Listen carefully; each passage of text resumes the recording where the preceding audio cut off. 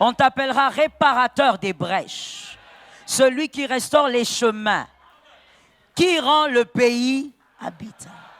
On ne parle pas de Jésus ici, on parle de toi. Cette écriture ne parle pas du Messie. Cette écriture parle de vous. Celui qu'on appelle réparateur de brèches, c'est vous. Il ne s'agit pas du Messie.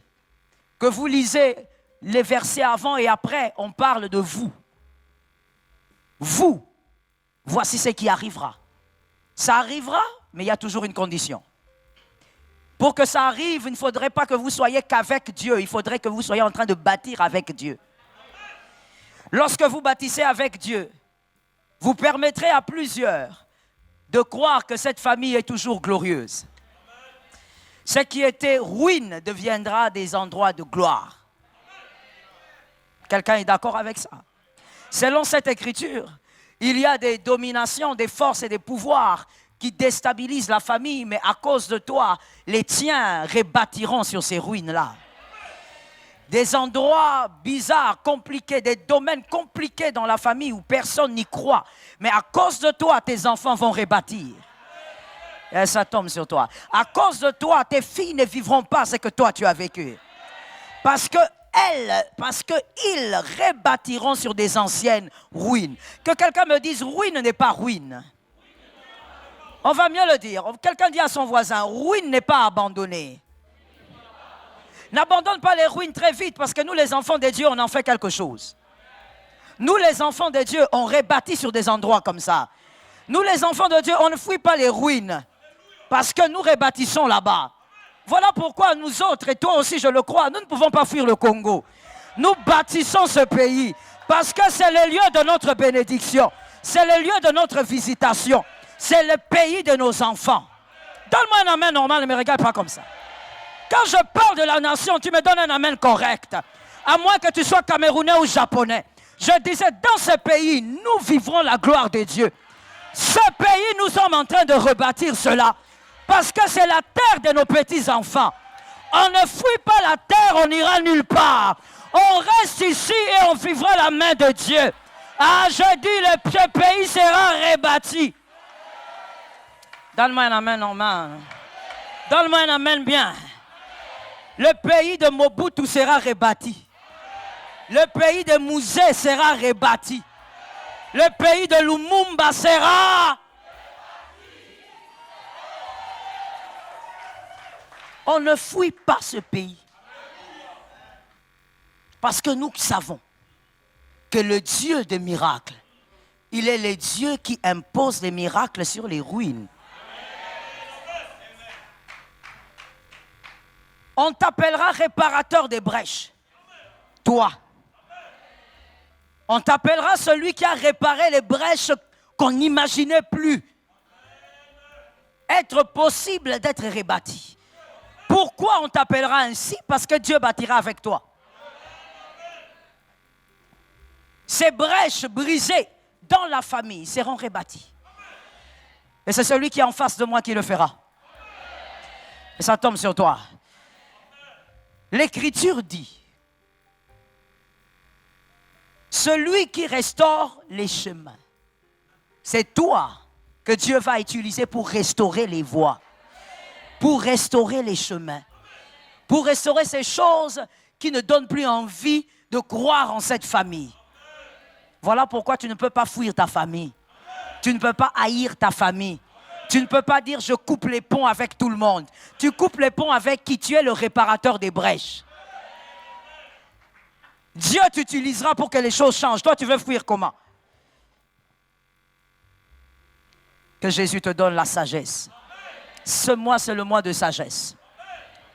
Et tu rendras le pays habitable. Oh, nous bénissons le Saint-Esprit. Tu rendras cette famille habitable. Tu rendras ce pays habitable. Comme Ruth l'avait fait. Ce qui était impossible est devenu possible lorsqu'on a regardé la vie de Ruth. Dieu doit te bâtir pour que ces choses arrivent. Oui. Dieu doit prendre le temps de te bâtir. Et par là, je voudrais dire aussi à quelqu'un, merci de bien m'écouter, Dieu doit te bâtir et tu dois laisser le temps à Dieu de le faire. Le problème avec nous les humains, avec nous les chrétiens, on veut que Dieu bâtisse, on veut des choses avec Dieu, mais on ne sait pas laisser le temps à Dieu de le faire. Quand Dieu commence, on commence à se plaindre. Quand Dieu commence, on dit, Seigneur, pourquoi ma vie tourne en rond? Elle ne tourne pas en rond, Dieu te bâtit. Qui Dieu bâtit-il? Qui Dieu bâtit-il? Celui qui est connecté à ce verset de Ésaïe 58, 12, qui est-il? Qui est celui que Dieu bâtit? Hébreux 10, 5. Hébreux 10, 5, très différent de Genèse 2, 7. Hébreux 10, 5, différent de Genèse 2, 7. Hébreux 10, 5. C'est pourquoi Christ, entrant dans le monde, dit, tu n'as voulu ni sacrifice ni offrande, mais tu m'as formé un corps. Différent de Genèse 2, 7. Genèse 2, 7. L'Éternel Dieu forma l'homme de la poussière de la terre. Il souffla dans ses narines un souffle de vie et l'homme devint un être vivant. Hébreux 10, 5, Genèse 2, 7. Deux hommes formés, mais deux types de formation. Deux types de formation. Il faut dire que le mot formé a plusieurs sens. Alors allons-y dans le sens de Genèse 2, 7. Le sens de Genèse 2, 7, former l'homme, c'est créer, assembler. C'est le sens de créer pour assembler. Dieu a assemblé la terre et il forma un homme. Mais dans Hébreux 10, 5, le terme former, c'est plutôt dans le sens du processus évolutif, instruire et éduquer.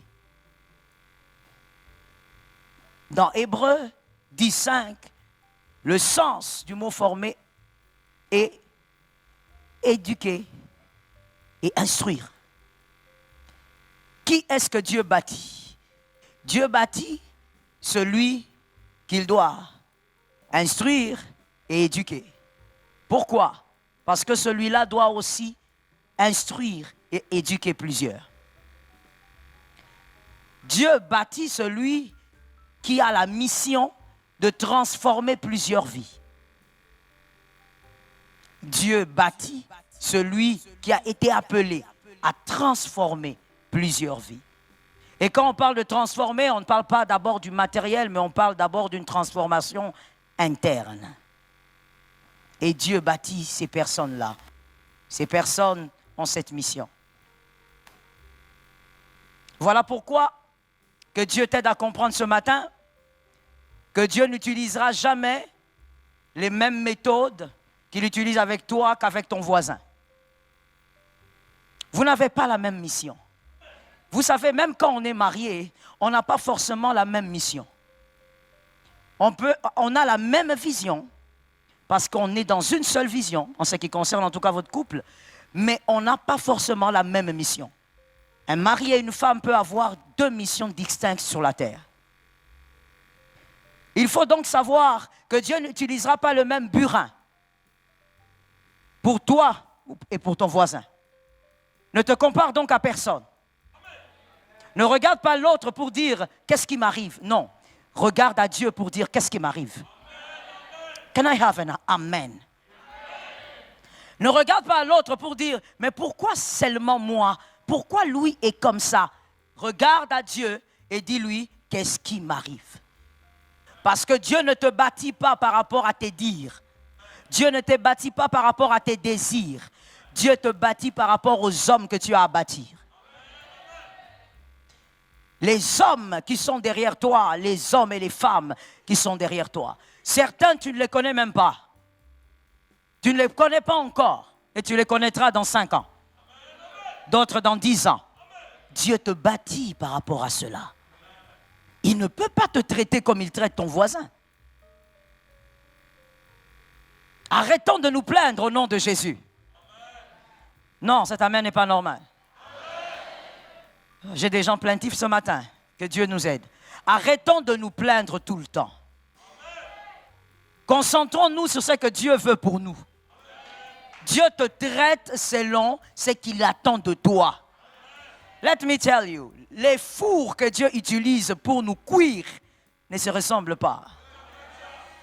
Ne se ressemblent pas. Il y a des fours où Dieu prend, maman Sylvie, il te met dans le four et puis il allume le four à 220. Tu chauffes, tu brûles. Quelqu'un d'autre, Dieu met dedans, il dit, si lui je mets 220, il va mourir. Si je mets 220, il va abandonner la foi.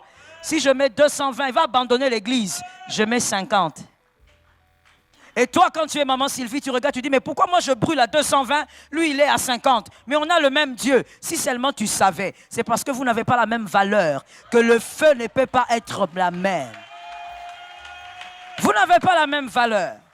Yes, that is true. Dieu aime toutes les âmes. Dieu est mort pour nous tous. Mais toutes les âmes n'ont pas la même valeur stratégique devant Dieu. Ah oui, oui, oui. Il ne faut pas comparer Paul et on va dire avec qui? Paul et Étienne. On ne peut pas les comparer. Tous les deux ont servi Dieu, mais tous les deux n'avaient pas la même valeur stratégique devant Dieu. Est-ce que quelqu'un m'entend bien?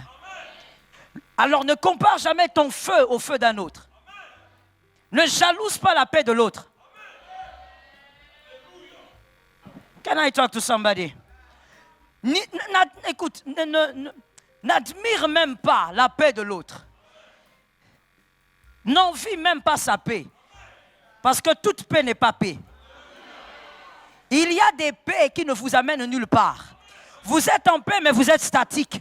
Mais il y a d'autres. Le vent violent vient pour vous faire marcher sur les eaux. On allume le feu parce que tu dois voir Jésus dans le feu. Toi, tu te plains. Pourquoi ma vie brûle comme ça? Pourquoi ma vie chauffe? Shadrach, Meshach et Abednego.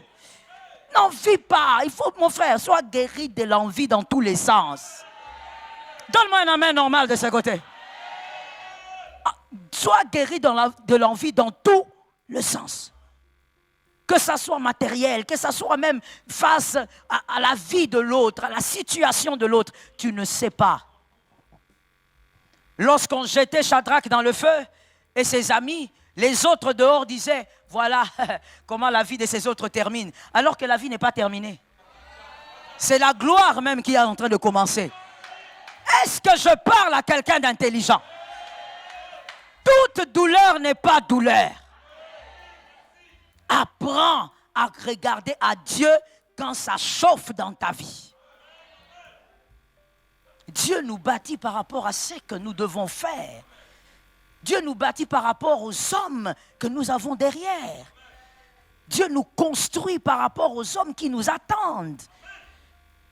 Toi, tu te plains de Joseph. Laisse Joseph en prison. Ne le sors pas de là.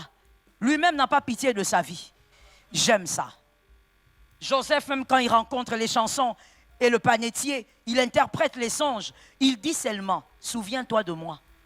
Il ne dit pas, tu vois comme je suis là, je souffre. Tu connais ma vie? Ah, tu connais pas mon histoire? Attends, je vais te raconter. Ça, c'est le Congolais. Le Quinois, précisément, parce que tous les Congolais ne sont pas comme ça. Certains Quinois, tu veux que tout le monde sache tout de toi parce que tu as des problèmes. Joseph n'a jamais dit au panetier, moi tel que tu me vois là, j'étais chez Potiphar. Il n'y a pas le temps pour ça. Au fait, Joseph, quand il était en prison, il a compris que je n'ai pas à me plaindre. Je ne suis pas un malheureux. Je ne suis pas la victime. Let me talk to you. Tu ne seras jamais la victime de ta destinée. Tu ne seras jamais la victime de ta destinée.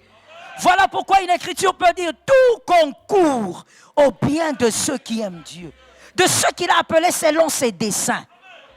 Il t'a appelé depuis les entrailles de ta mère. Rabaï Shakayapaya. Il t'a appelé depuis le ventre maternel. Quand maman ne savait pas qui tu étais, lui il savait. Quand papa ne t'avait pas vu, lui il savait. Tu ne mourras pas aujourd'hui. Tu ne mourras pas ici. Le chemin ne s'arrête pas ici. Ça ne peut pas se terminer comme ça. Que quelqu'un me dise, ça ne se finira pas comme ça. Non, ne répète pas comme une phrase vide. Quand tu la répètes, pense à ta destinée. Pense à tes défis. Dis avec moi, ça ne se finira pas comme ça. Ça commençait dans le ventre de ma mère. Informé vite, Dieu te connaissait. Maman ne sait pas encore qu'elle est enceinte, Dieu te connaît.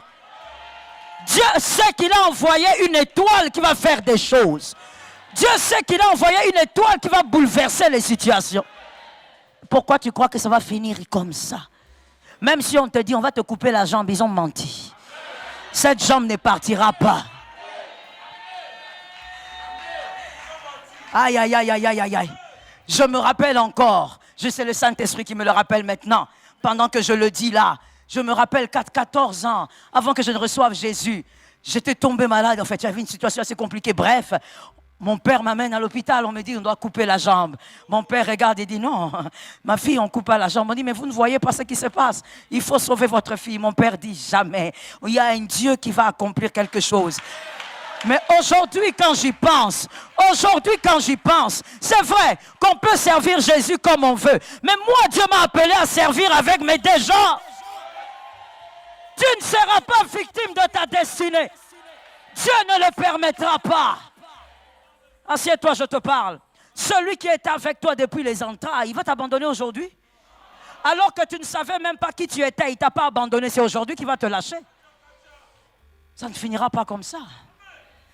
Localise-moi un voisin, dis-lui, est-ce que tu entends ce qu'on dit là?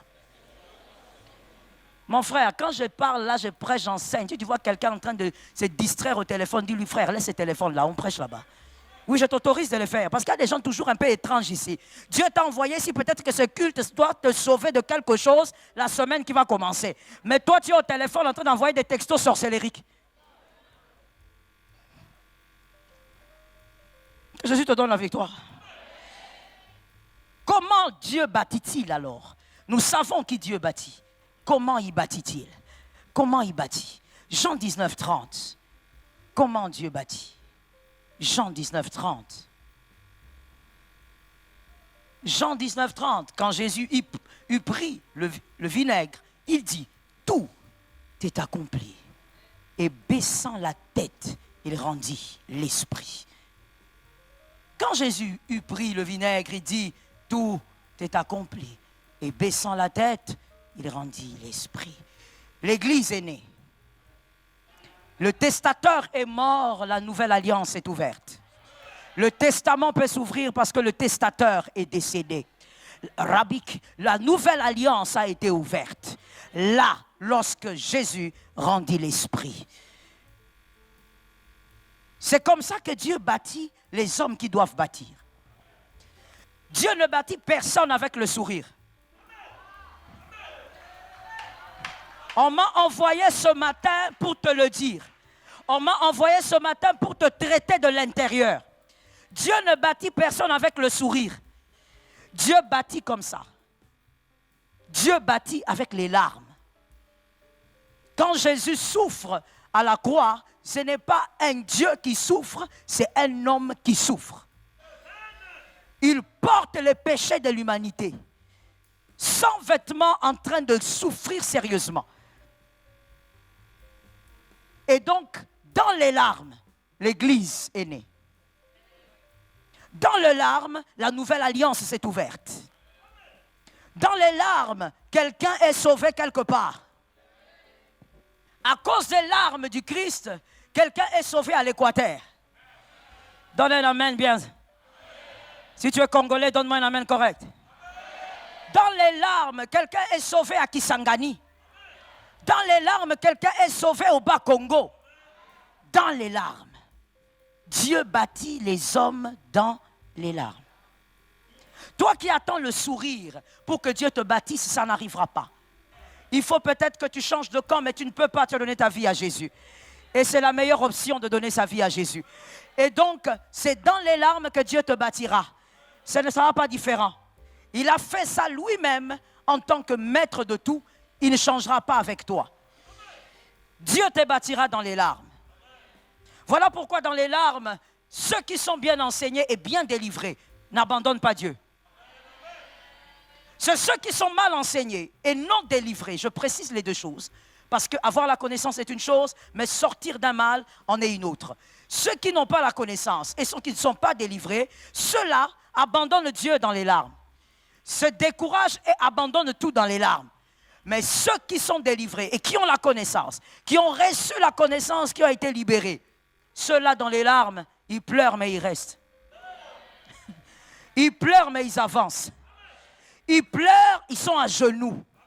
Ils pleurent, ils rampent avec Jésus. Mais ils vont rester là. Est-ce que quelqu'un m'entend bien?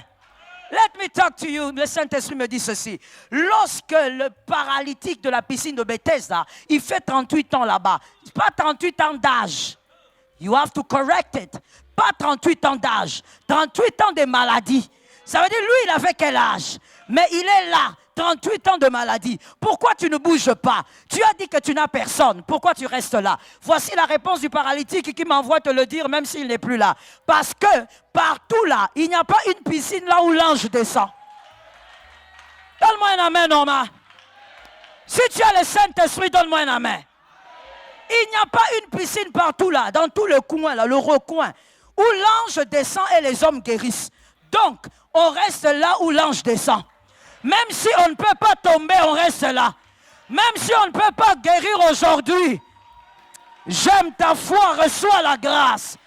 Même si on ne peut pas guérir aujourd'hui, même si on n'est pas sauvé aujourd'hui, même si on ne mange pas aujourd'hui, même si on n'a pas de bébé aujourd'hui, même si on n'a pas d'avancement aujourd'hui, on reste.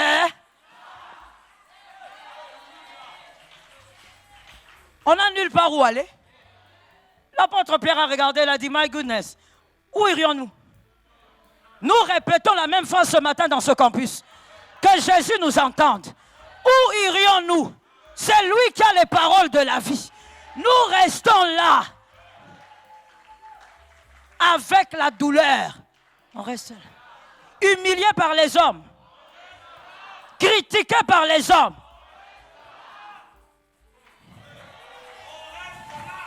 On reste là. On n'a nulle part où aller. On n'a pas d'autre père que lui. Thank you, Lord. On n'a pas d'autre avocat que lui.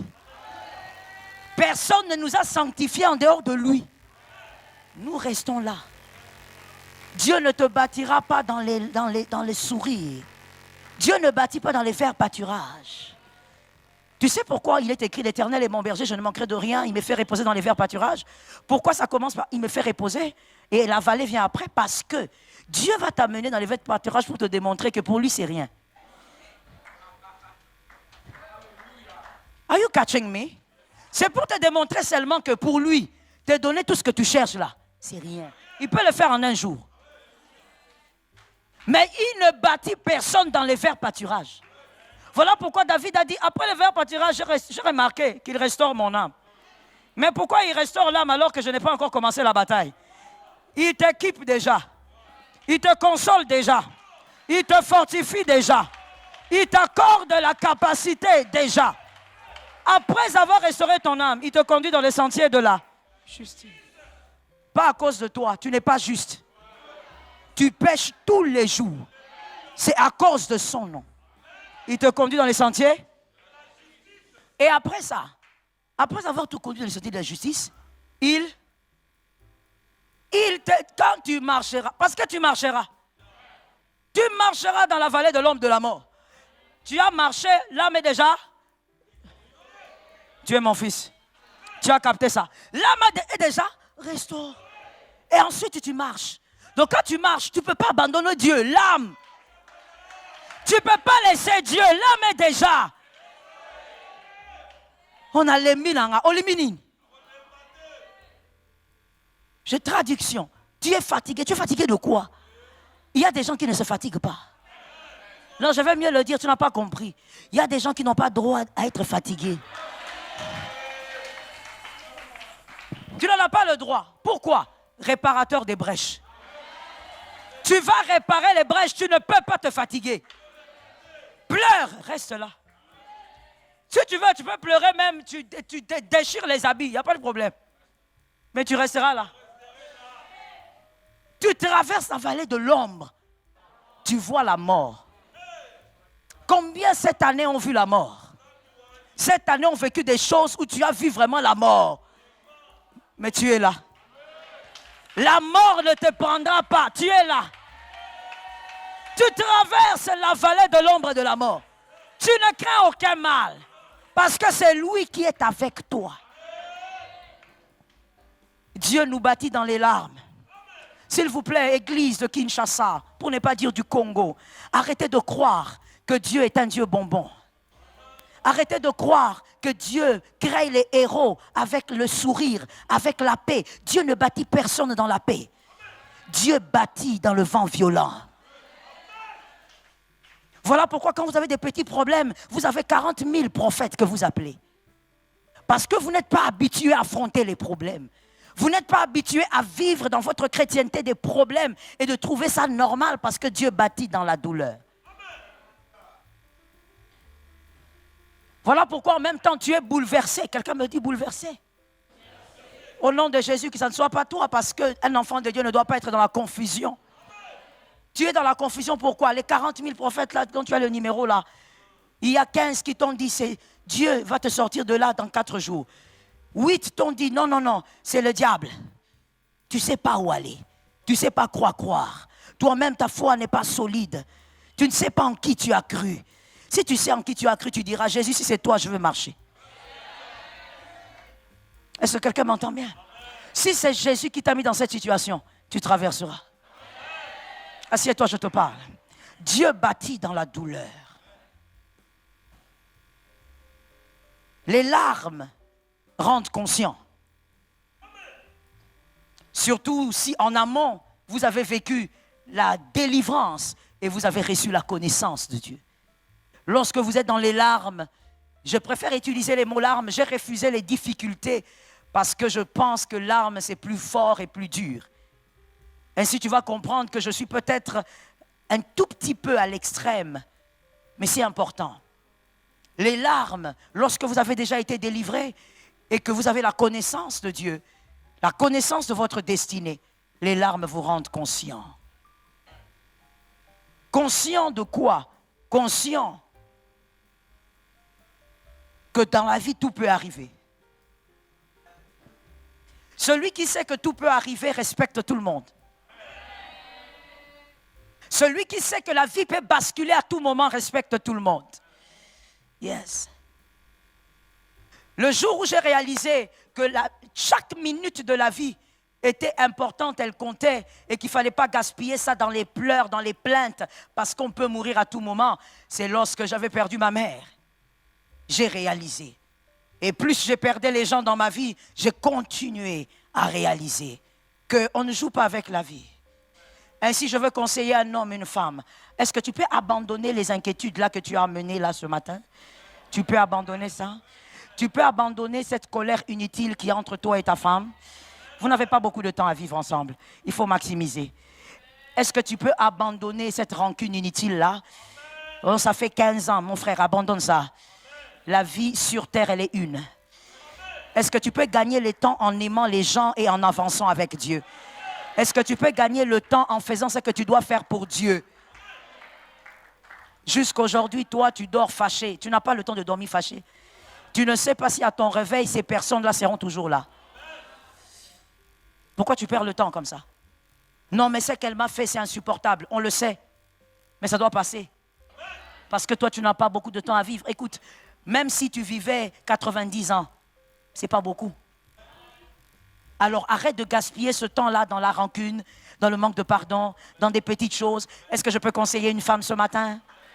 Est-ce que je peux conseiller une femme ce matin? Les femmes ont déménagé ou elles sont là? Que les femmes me donnent un amen correct. Est-ce que tu peux gagner le temps de la vie? Gagne le temps de la vie. Certains ont dit time is money. Moi, je ne pense pas que time is money. Time is not money. Time is more than money. Time is time. Time is life. It's more than money. Gagne le temps. Des petites jalousies inutiles là. Tu n'as pas le temps pour ça. Tu n'as pas le temps pour ça. Gagne le temps. Fais ce que tu dois faire. Fais ce que tu as à faire. Toi, tu quittes ta maison. Tu vas aller pour chercher une rivale. Tu vas chercher qui? D'abord, tu vas chercher qui? Je ne comprends pas. Tu cherches qui? Toi, tu bâtis avec qui finalement? Tu n'as pas ce temps-là. Jusqu'à cet âge-là. Tu vas mourir, hein, ma soeur. Jusqu'à cet âge-là. Tu as 48 ans. Tu as 47 ans, tu as 43 ans, tu as 35 ans, même 35 ans, là, c'est beaucoup.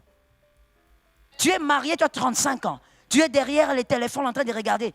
Ça, c'est le numéro d'une fille. Ça, c'est le numéro. Tu vas mourir d'une crise cardiaque. Il va rester. Il va choisir une femme un peu différente de toi.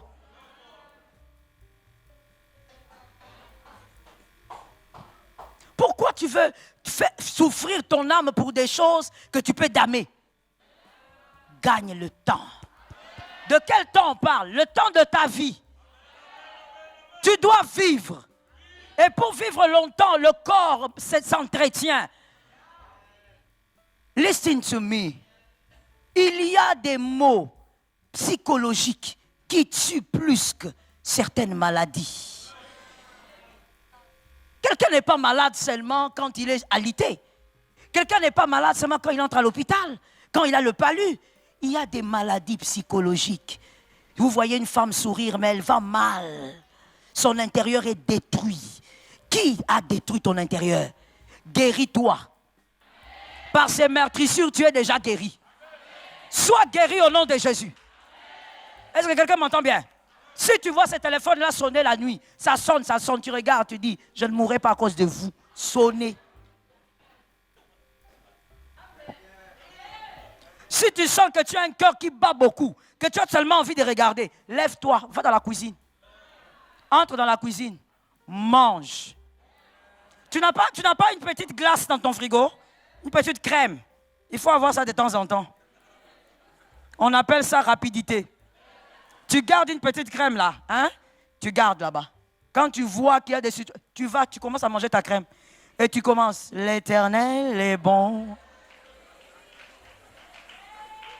Tu ne vas pas entrer dans un cercueil avant le temps à cause des gens façon. À cause d'une fille quelque part. Gagne le temps de ta destinée. Fais ce que tu as à faire avec Dieu. Accomplis ce que tu as à accomplir avec Dieu. Occupe-toi de ta vie. Localise-moi quelqu'un, je veux qu'un homme et une femme le disent. Ma vie est trop chargée pour que je m'occupe de la tienne. Parle calmement parce que l'autre là n'a pas suivi la phrase. Parle calmement. Dis encore à ton frère, dis à un autre voisin là, dis-lui. Ma vie est trop chargée. Trop même. Que je commence à m'occuper de ta vie. C'est pas le problème. Vous savez, les démons aussi est mauvais. Hein? Les démons, quand ils voient que tu es concentré sur les choses essentielles, ils vont seulement aller toucher là où ça te fait mal. Je te dis la vérité. Peut-être même que dans ce téléphone, il n'y a rien de grave. Ce sont les dossiers du travail. Mais les sorciers vont entrer là-dedans. La secrétaire commence à appeler tout le temps. Alors qu'il n'y a rien de mal, ton cœur commence à battre.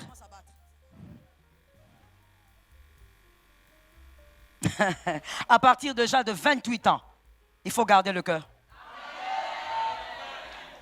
Est-ce que quelqu'un m'entend bien? Garde le cœur, focalise-toi sur ce qui est essentiel pour toi. Dieu te bâtit dans les larmes. Et dans les larmes, on est conscient. On est conscient que la vie est donnée par Dieu. Et tout peut basculer, on prend la vie au sérieux. Dans les larmes, Dieu bâtit également dans les larmes, parce que dans les larmes, on n'oublie pas les origines des bonnes choses. Lorsqu'on est dans les larmes, Dieu fait grâce, on n'oublie pas d'où est venue ces choses qu'on célèbre aujourd'hui. On n'oublie pas que cela émane des moments difficiles, que cela sorte des larmes. On n'oublie pas. Quand on sait d'où vient sa grâce, on n'est pas orgueilleux. C'est ça aussi les larmes. Voilà pourquoi Dieu bâtit aussi dans les larmes. Parce que les larmes tuent notre orgueil. Je répète encore, si tu es conscient, tu es enseigné et tu es délivré. Les moments de larmes vont détruire ton orgueil. Lorsque l'Éternel te mettra au large, tu te rappelleras que ce n'est pas ton diplôme. Ce n'est pas ta sagesse. Ce n'est pas ton intelligence. C'est la grâce de Dieu qui t'a amené là. Ainsi, tu ne peux pas être orgueilleux. Mon frère, il y a des gens qui ont un orgueil tel que quand ils montent même, ils descendent de sa voiture, c'est comme s'ils ne touchent pas le sol. Ils marchent comme un papillon, comme s'ils volaient. Mon frère, avant que tu ne montes, d'autres sont montés. Et sont montés dans des voitures extraordinaires. Je t'ai toujours dit, s'il y a un peuple qui ne peut pas oublier que l'homme peut tout devenir, c'est le Congolais. Dans ce pays-là, on a tout vu. Les autres peuvent oublier, toi tu ne peux pas oublier ça. Dans les larmes, tu vas te rendre compte qu'il n'y a rien que toi tu as eu par ta force. Quand tu es près de la mort, tu te rends compte que c'est parce que Dieu t'a gracié, t'a donné la vie que tu as tout ce que tu as. Celui qui a été bâti dans les larmes est humble. Il respecte également tout ce qu'il reçoit. Les larmes créent une intimité entre ce que l'on n'a pas et ce que l'on désire. Les larmes créent une intimité entre ce que l'on n'a pas et ce que l'on désire. On n'a pas d'enfant, on veut un enfant. Les moments de larmes créent une intimité entre les deux. Lorsqu'on aura l'enfant, on saura que cet enfant ne vient pas d'Elkana. Cet enfant vient de la persévérance.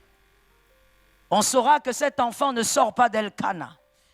Cet enfant sort de la persévérance. On traite sa bénédiction différemment. Pourquoi Anne a amené Samuel dans la maison de Dieu? Parce que Anne avait compris d'où venait Samuel. Anne avait compris que ce n'est pas cet homme-là, ce n'est pas ça, ce n'est pas sa sémence. Donc il ne mérite même pas de grandir avec cet homme ici. Cet enfant mérite de grandir d'où il vient.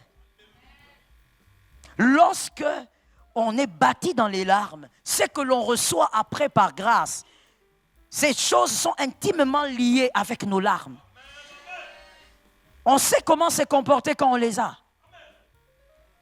Vois-tu le petit garçon, comme on appelle le fils du riche? Comment il traite l'argent? Comment il dilapide l'argent? Dans ce pays, nous avons appris, nous avons su, nous avons vu. Celui qui sait, sait évidemment. Il y a eu des jeunes gens qui ont trimballé de l'argent dans des boîtes de nuit, dans des caisses. Des petits garçons qui ont trimballé, qui ont jeté l'argent dans les boîtes de nuit. Mais pourquoi? Pourquoi ils ont été capables de prendre, d'acheter 15, 20, 30, 40 champagnes? Pourquoi? Mais mon frère, il est entré dans la chambre de papa, il a vu des malles, il a ouvert, il a pris, il a mis dans le sac, il est parti. Il ne sait pas comment est-ce qu'on trouve ça. Il ne sait pas comment on bâtit pour avoir 500 000. Qui a déjà manqué 5 $ ici? Mais je ne comprends pas. Pourquoi est-ce que vous dites hey? Qui a déjà manqué 5 $ ici?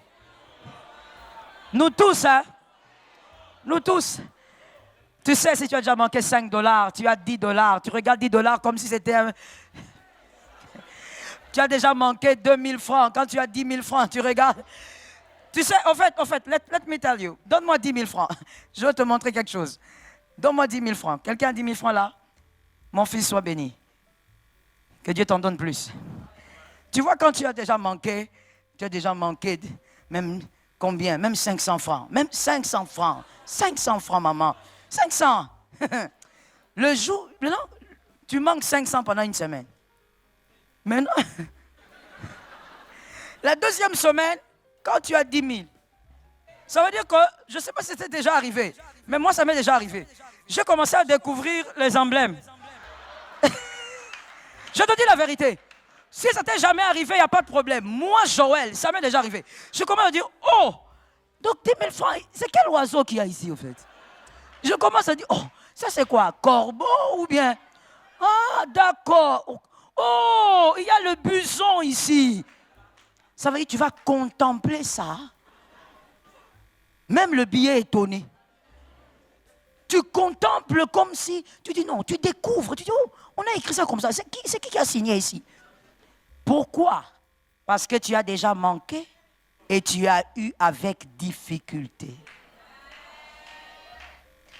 Mais lorsque tu n'as pas été bâti avec larmes, tout ce que tu reçois n'a aucun prix pour toi. Est-ce que quelqu'un m'entend bien? Voilà pourquoi Marie de Magdala ne blaguait pas avec sa foi. Elle n'était pas comme Pierre. Elle n'était pas. Voilà. Ainsi, Jésus même a dit, partout où on parlera de moi, on citera cette femme. Tu vois, là on parle de Jésus, on parle d'elle. C'est la prophétie du Christ. Pourquoi elle était si différente? Mais parce que Marie n'était pas Pierre. Marie n'était pas Jean-Baptiste. Marie, elle, c'était une femme que personne ne pouvait valoriser. Dans la société, personne ne la valorisait. Les pharisiens vont venir en se cachant et le matin la condamner. Ils portent leur longue robe la journée, la nuit ils entrent chez elle. Elle était une femme de l'humiliation. Tout homme qu'elle approchait, cet homme disait, ne viens pas me voir la nuit, tu es la femme de la honte. Plutôt, ne viens pas me voir le jour, tu es la femme de la honte. Toi et moi, c'est la nuit, comme un hibou. Mais un seul a accepté qu'elle s'approche le jour. Mon frère, il est normal que quand nous louons, on ne danse pas pareil. Il est normal que quand nous adorons, nous n'adorons pas de la même manière. Les larmes n'ont pas été des mêmes larmes. Nous n'avons pas été bâtis dans les mêmes larmes. Cette femme, elle s'est approchée le jour. Jésus est imperturbable. Les hommes regardent et disent, oh mon Dieu, cet homme ne connaît pas. D'ailleurs, connaissant le cœur de l'homme, je pense qu'ils n'ont même pas dit cet homme, ils ont dit ces garçons. On se connaît, n'est-ce pas? Il y a des gens tellement aigris, même si tu as 60 ans, ils vont toujours t'appeler garçon. Est-ce que je peux te parler? Généralement, ces gens appellent comme ça lorsque tes résultats les dérangent. Ce n'est pas à cause du droit de naissance toujours. Très souvent, c'est parce que tes résultats le dérangent. Alors, ils seront en train de dire, petit, viens un peu ici. Oh, c'est notre petit celui-là. Ce n'est pas parce qu'il est magistrat, il est petit. Ils n'ont pas tes résultats. Mais là n'est pas le problème. Elle s'approche, elle touche. Les hommes regardent. Il dit, si il savait. Non, ce garçon n'est pas prophète. Il n'est pas prophète. Parce que s'il était prophète, il aurait su que cette femme est une femme de mauvaise. La mauvaise vie, là, elle a fait avec qui? Le cœur de l'homme. L'homme, au fait, hein, il se sent propre tant qu'on ne l'a pas attrapé. Comme vous ne connaissez pas ses dégâts, il se sent. Il n'est pas prophète. S'il était prophète, il aurait su que Marie de Magdala est une femme sale. Et Jésus regarde. Jésus entend leur cœur. Gloire à Dieu pour le Dieu que nous avons. Jésus entend leur cœur. Et puis Jésus dit, laissez-la. Elle fait des bisous. Jésus dit, chut. Elle finit de faire des bisous. Elle remarque qu'elle a tellement pleuré. On parle des larmes. Dieu ne te bâtira pas si tu ne pleures pas. Elle pleure, elle dit, oh, je remarque maintenant que les pieds sont mouillés de mes larmes. Quel scandale, je n'ai pas de mouchoir. Je ne peux pas essuyer avec ma robe. Ma robe est impure. Alors je prends les cheveux. Je vais essuyer cet homme. Jésus le dit toujours. L'homme de Galilée. Ainsi, je te dis souvent, des fois, il est important de garder silence. Tu n'as pas toujours besoin de te justifier. Non, le temps s'est donné la raison.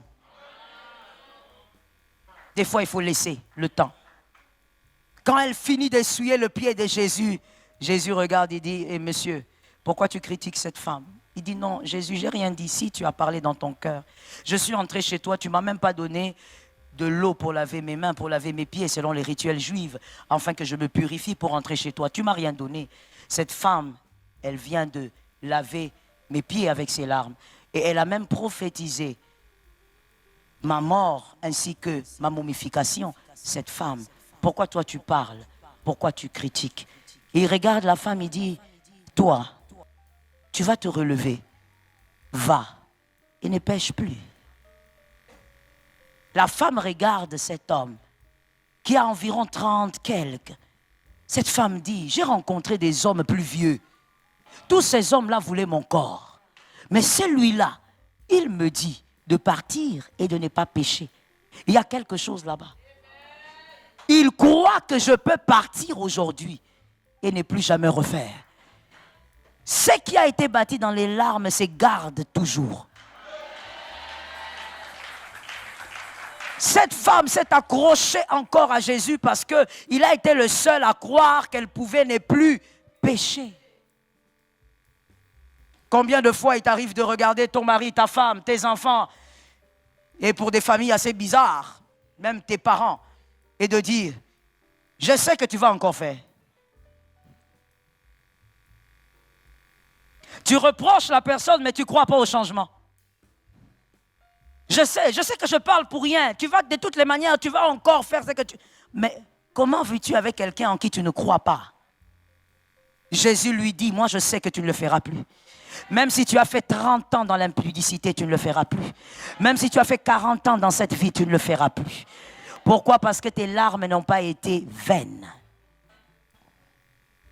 Que Jésus nous aide. Celui donc qui a été bâti dans les larmes n'oublie pas la matrice de sa bénédiction. Tout celui qui oublie la matrice n'aura pas une vie longue, aura une vie courte.